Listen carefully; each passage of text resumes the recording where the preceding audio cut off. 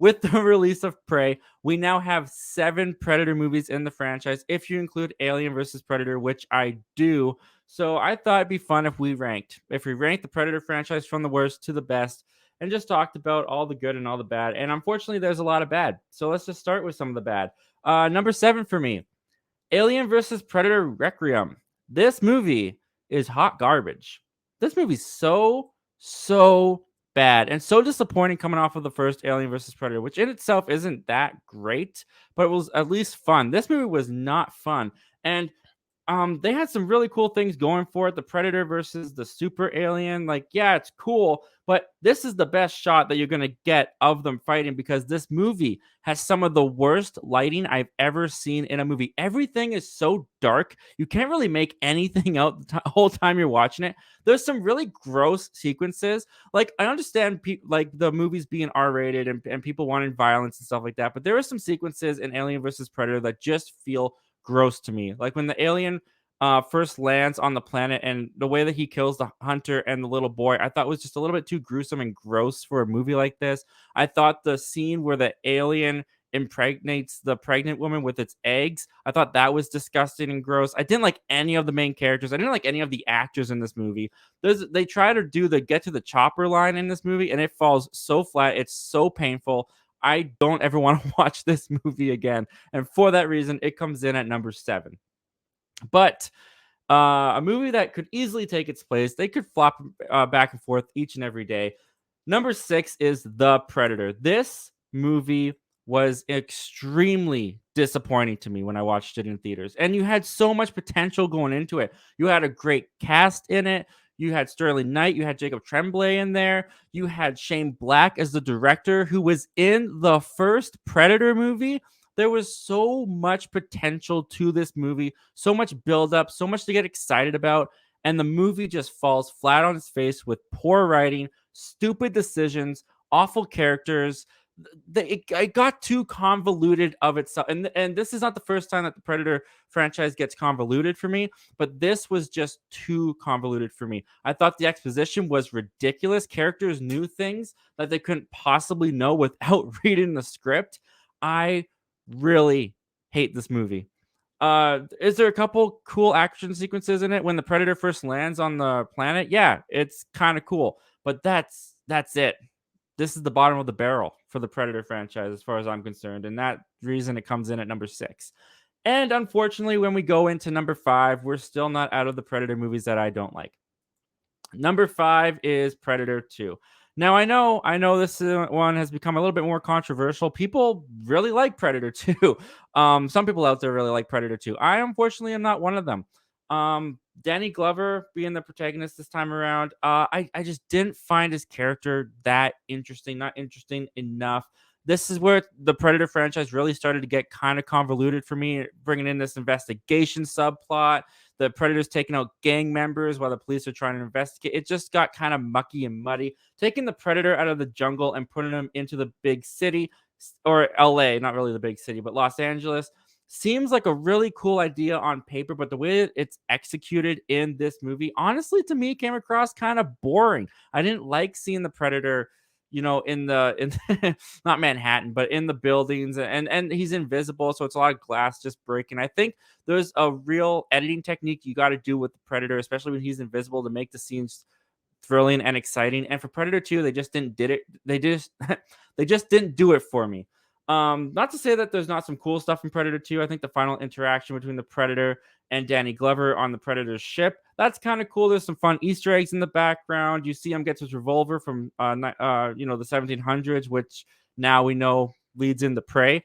But other than that, guys, Predator 2, not for me. Don't enjoy it. Sorry. All right, coming into the movies now that I actually do enjoy in the Predator franchise. Coming in at number 4 for me is Alien versus Predator. Now, what Paul Anderson did with this movie, I think he delivered what he promised to deliver. We do get aliens versus predators in this movie. Is there a little bit of a convoluted plot to get there with these characters going to Antarctica? on this like adventure, this Indiana Jones type adventure in this tomb. Yeah, maybe it gets a little bit convoluted there, but when we get to the tomb, when we get to Antarctica, I like the booby traps that they gotta fight. I love the scene where they first find the alien eggs. I think when the alien and the predator finally come face to face together and they do fight, it's got some awesome stuff in there to offer. I even don't mind at the end when the predator acknowledges the girl as being a worthy, you know, opponent, and they team up together and take on the big giant super queen alien near the end. I have a lot of fun with Alien versus Predator. It is in no way a perfect movie. It's in no way a great movie, but it's one that I enjoy watching. So for that reason, it comes in at number 4. All right, coming in at number 3, we have Predators. Predators, I think, is a really cool concept and an interesting direction to take the Predator franchise after Predator 2.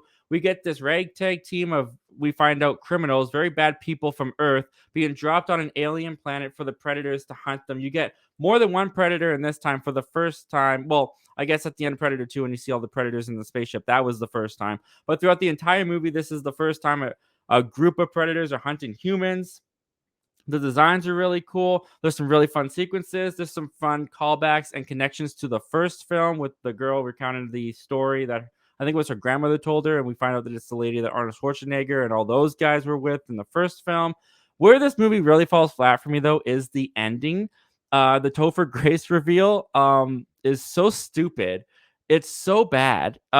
He was kind of miscast for it, I think, and it didn't really work for me.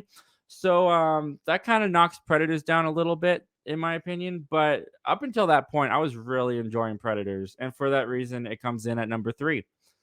All right, coming in at number 2, Prey. Prey.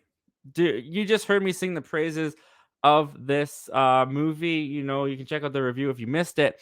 But I really loved Prey. I thought it was a great way to bring this franchise back onto its feet, taking it back to the basics, taking it back to its roots. The lead character, Amber Midthunder, was fantastic. The Predator is threatening, and the kills are so crazy, so much fun. The movie does not get overly convoluted. In fact, it's so simple, and in its simplicity, that's where the greatness is found, in my opinion, for this franchise. I have not enjoyed a Predator movie since the first one until Prey, and for that reason, Prey comes in at number 2. And I kind of just gave myself away, but my number 1 movie, it still doesn't top, and nothing tops it. Nothing tops the original Predator. You got Arnold Schwarzenegger, you got Carl Weathers, Shane Black, so many great macho men in this movie. And what I love so much about Predator is that it is these macho men. They build these men up to being almost indestructible, invincible. Nothing can stand in their way. Nothing can go toe to toe with them until they interact with the Predator. And when you get these guys deep in the jungle with this Predator, this alien creature hunting them, it is so exciting. It's so thrilling. It's so much fun. The action is so great. And this is a really good masterclass example of just editing and music choices and how to build tension, because for a large majority of this movie you don't really see the predator. The guys are just shooting at branches and leaves, and you're seeing the leaves and the branches get cut and trees fall down, and we're supposed to buy through their performances, through the editing, through the direction, that an invisible predator is in that jungle, is hunting them down, is causing them to freak out and shoot their guns all over the place. And the way that the performances go, the direction, the editing, how this whole thing is put together, you totally buy it. The ending with Arnold and the Predator face to face, Arnold on his own having to take down this alien creature, is so great.